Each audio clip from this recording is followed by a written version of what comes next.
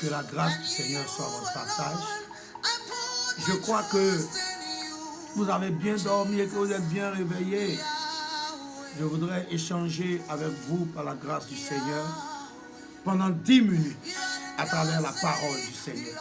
Je crois que nous avons quelque chose de très intéressant en ce matin-là à voir ensemble.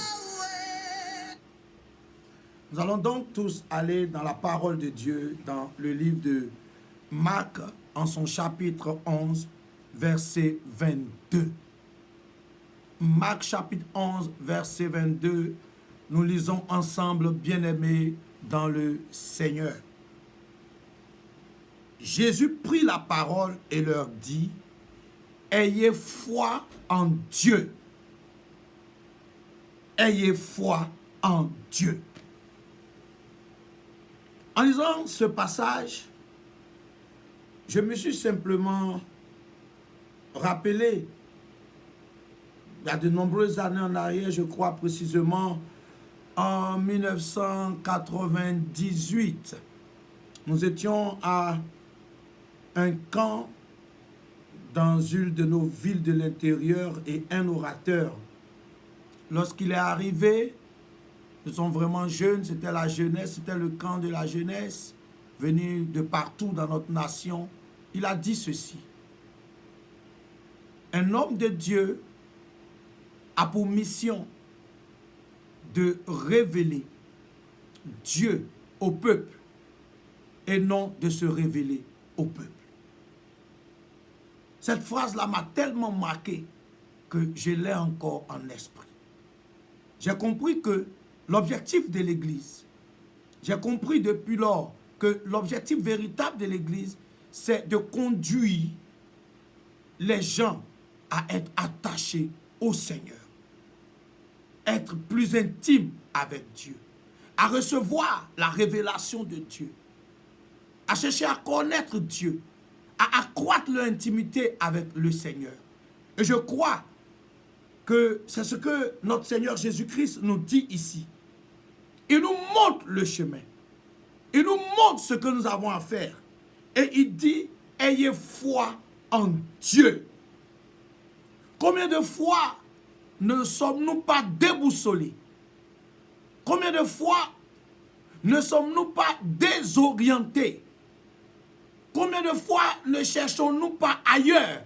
Alors que l'élément fondamental, l'élément essentiel, l'élément le plus important de notre vie, de notre marche chrétienne, c'est avoir foi en Dieu, connaître Dieu.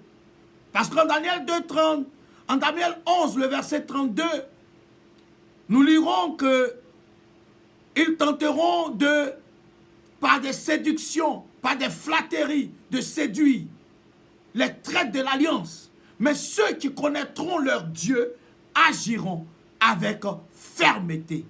C'est une affaire de connaître Dieu. C'est une affaire d'avoir foi en Dieu. C'est une affaire d'être attaché à Dieu, résolument attaché à Dieu. Ayez foi en Dieu. Beaucoup de personnes ont foi dans leur église.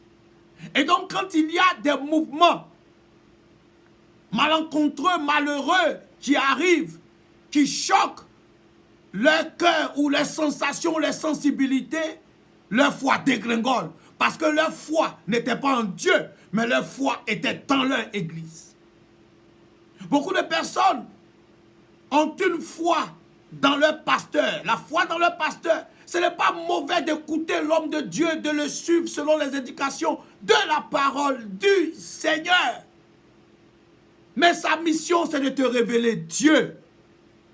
Beaucoup de personnes ont foi dans leur famille, ont foi en leur papa, en l'argent de leur papa, de leur maman, bâtissent leur vie autour de toute cette foi. Mais quand tout chamboule, comme malheureusement, c'est pas ce que je vous souhaite, un parent nous quitte précipitamment, tout chamboule, tout s'écroule, on ne sait plus à quel champ se vouer, on n'a plus de repères. Et quand c'est comme ça, nous trouvons des gens dans la drogue, dans l'alcool, dans plein d'autres choses de facilité. Parce que ces personnes n'ont pas bâti leur vie sur Christ. Les personnes n'ont pas bâti leur vie sur Dieu, sur le roc véritable. Ces personnes ont bâti leur vie sur leurs parents. Des gens bâtissent leur vie sur leurs relations. Des gens bâtissent leur vie sur leurs conditions sociales. Des gens bâtissent leur vie sur leur argent. Des gens bâtissent leur vie sur leurs biens, sur leurs trésors. Mais bien aimé, je suis un homme qui aime regarder les documentaires. Oh oui, j'affectionne l'histoire, les documentaires pour savoir plus. Des gens en une seule journée ont tout perdu. Avec des vents violents, avec des cataclysmes, avec des situations imprévues par l'homme. Nous ne tenons qu'à un seul fil. Notre vie ne tient qu'à un seul fil. En ce moment, je suis venu t'exhorter de façon pratique pour te dire, toute ta foi qui est basée sur des données matérielles ou humaines n'est pas une foi solide. Et cela ne peut pas te sauver. Parce que quand tu as la foi en Dieu, quelles que soient les circonstances, car le Dieu que tu sais, selon Daniel 2, le verset 21, est le Dieu, est le maître des temps et des circonstances. Et donc, quelles que soient les circonstances, si tu as Dieu dans ta barque, si tu as Dieu dans ta situation, quelles que soient les tempêtes, si tu as l'Éternel avec toi, tu t'en sortiras. Parce que la joie que l'Éternel procure, ce n'est pas une joie procurée par l'argent, ce ne sont pas des joies passagères, ce ne sont pas des joies d'émotion, c'est une joie solide, une joie qu'on ne peut pas faire chavirer, car l'Éternel est le même hier, aujourd'hui et éternellement. Ayons foi en Dieu. Aie foi en Dieu pour ta situation. Or, la foi est une ferme assurance des choses qu'on espère et une démonstration que celles qu'on ne voit pas. En 2 Corinthiens chapitre 4 verset 13, l'apôtre Paul va dire, nous avons cru, c'est pour cela que nous avons parlé. Donc la foi nous donne l'assurance dans nos paroles, dans nos actions. Quand nous avons foi en Dieu, ce ne sont pas les circonstances qui nous définissent. Ce ne sont pas les circonstances qui nous déterminent. Ce ne sont pas les circonstances qui nous dirigent. Mais c'est notre foi qui dirige les circonstances. C'est notre foi qui dirige les situations. L'Éternel est dans ta barque. Il est dans ma barque. Il est dans notre barque. Et c'est lui qui compte le plus. Les disciples paniquaient dans cette barque-là. Mais le petit enfant dormait. Alléluia. Jésus dormait.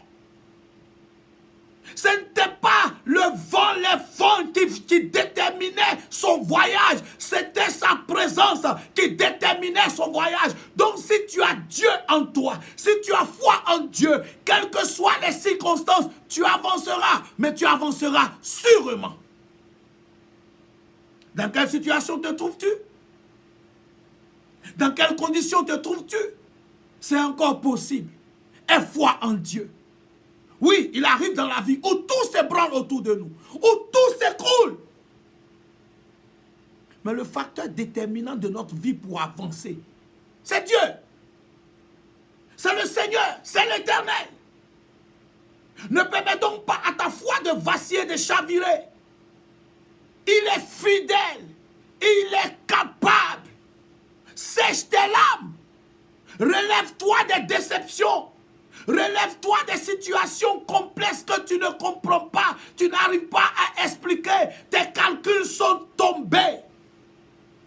Ton argent t'a lâché. Tes relations t'ont abandonné.